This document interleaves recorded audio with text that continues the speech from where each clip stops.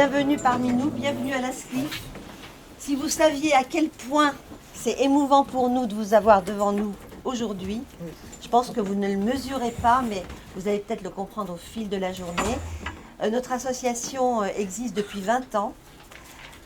Pendant 20 ans, on a fait 20 journées rencontres avec des thèmes différents. 24. 24 ans. Il y a eu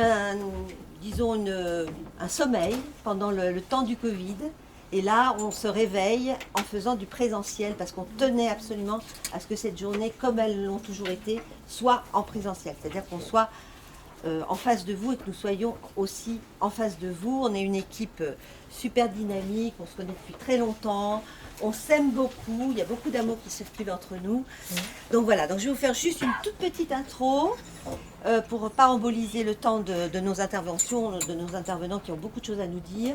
Alors donc, on peut passer. Donc la SCLIF en 2022 devient une société savante.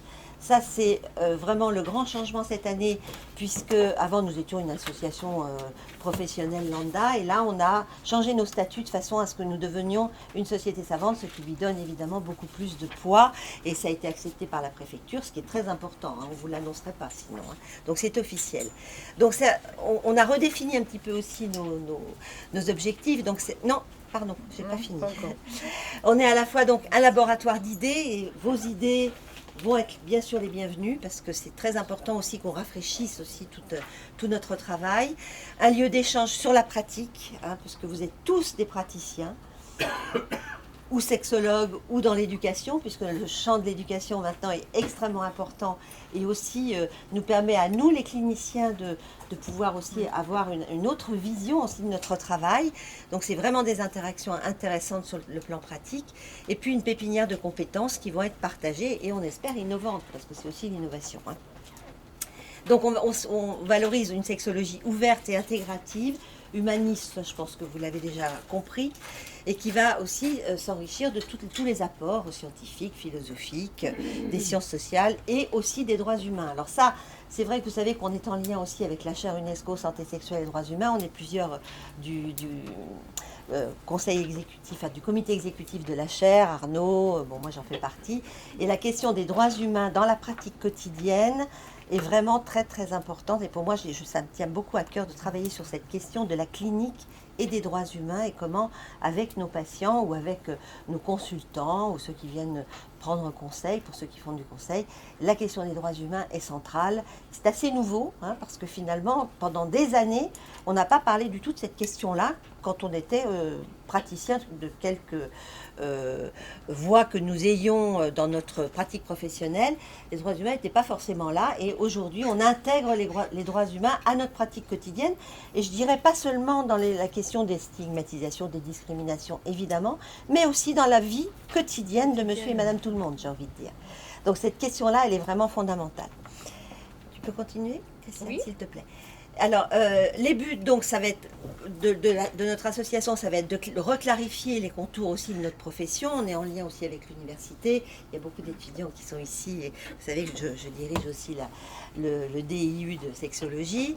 Je suis aussi partie des commissions nationales. Donc, cette clarification des contours de la profession de sexologue pour les sexologues, eh bien, est aussi très importante pour nous. On est une association de sexologie clinique, donc voilà.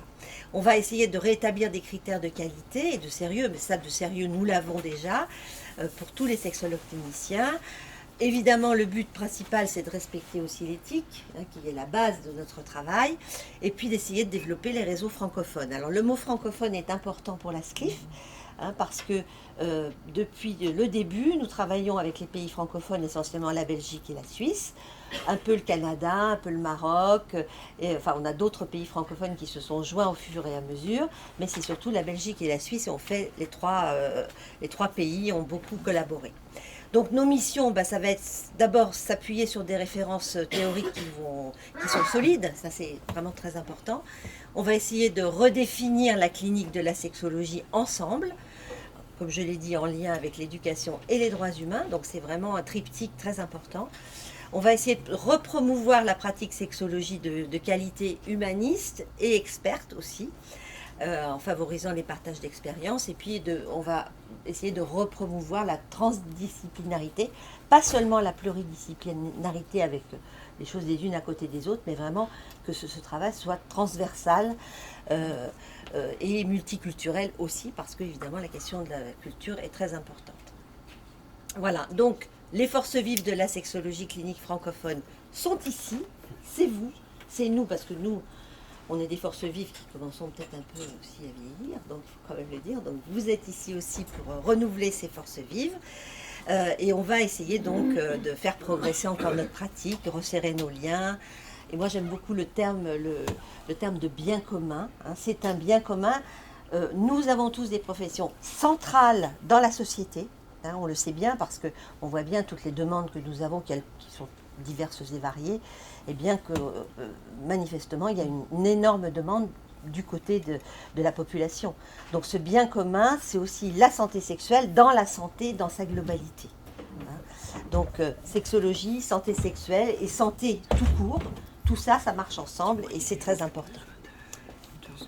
Tu peux passer la prochaine. Voilà, notre nouveau site, donc asclif.com, allez-y. C'est un site, moi je me suis beaucoup investie pour le refaire. Vous trouverez plein d'éléments, on va essayer de le nourrir au maximum avec des tas d'informations. Connectez-vous, cliquez, parce que plus vous cliquez, plus notre site sera évidemment vivant, ça vous le savez. Continuez. Voilà, nos journées, eh bien voilà, je ne vais pas en dire grand-chose parce que je pense qu'il y aura des intervenants qui vont eux-mêmes parler de toutes ces questions. Nous avons choisi pour cette fois-ci le féminisme au pluriel et la sexualité féminine et les hommes. Donc c'est un sujet, on va le dire, chaud quand même, hein, qui fait un petit peu suite à ce qu'on a fait aussi à la chaire UNESCO Santé sexuelle et droits humains au mois de juin, puisqu'on avait fait une journée sur l'éducation des garçons. Donc voilà, donc on va essayer de faire une journée qui soit bien nourrissante, on va dire. Et il y aura une deuxième journée sur le féminisme à Genève au mois d'avril, mais on vous en parlera un peu plus tard. Merci à vous, merci à nos intervenants qui sont là dans la salle aussi, et puis qui ont vraiment choisi le 11 novembre pour venir. Il faut aussi être courageux, après surtout une journée de grève comme hier. Voilà. Merci à toute l'équipe du conseil d'administration de l'Asclif, à tous nos amis. Et puis l'Asclif, alors évidemment on est francophone, mais voilà, Asclif for you.